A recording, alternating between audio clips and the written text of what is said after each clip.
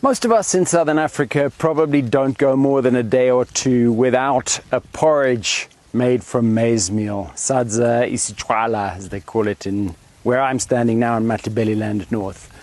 And the unfortunate, sad reality is that maize porridge isn't actually that good for us. You know, it is now the law in Zimbabwe that maize porridge must be artificially fortified because it's so devoid of nutrients naturally that we just don't get anything from it.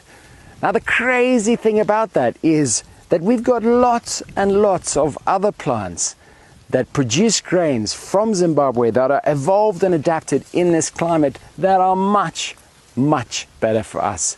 And this here is one of them.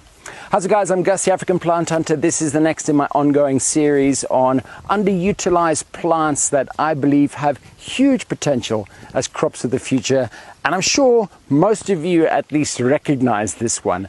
This is pearl millet, previously known as Penicetum glaucum, now called Centrus americanus. It's munga or inyawuti in this area in Matabeleland North. An absolutely delicious grain, used very similarly to maize, pounded into or ground into a meal, cooked as a porridge. There are many different dishes. It's also made into a beverage, mahewu. If you leave it for a bit longer, it becomes an alcoholic beverage, a very nice traditional beer, 7 days. And around this part, one of the interesting uses of it is it's made into a porridge mixed with the fruit of the Bacchemia discolor called munyi, or the bird plum, and that gives quite a tangy flavor, mixed into these round balls. And then these balls can be kept for quite some time to sustain hunters when they're off hunting in the bush or people working hard out in the fields. Really tasty, really different.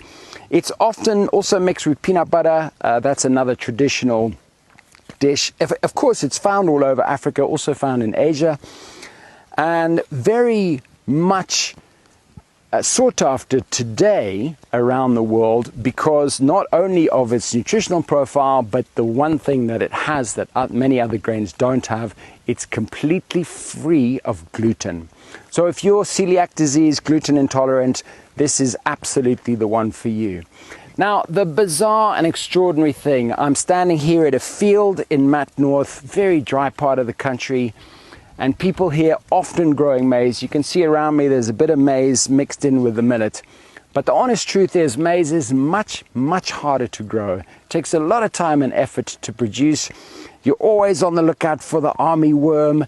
You probably need to put some fertilizer in these soils. This one is way easier. It grows really straightforward, almost no effort, direct seeding in the ground, pretty much no fertilizer, a little bit of manure, and absolutely no need for any chemicals in the pest management.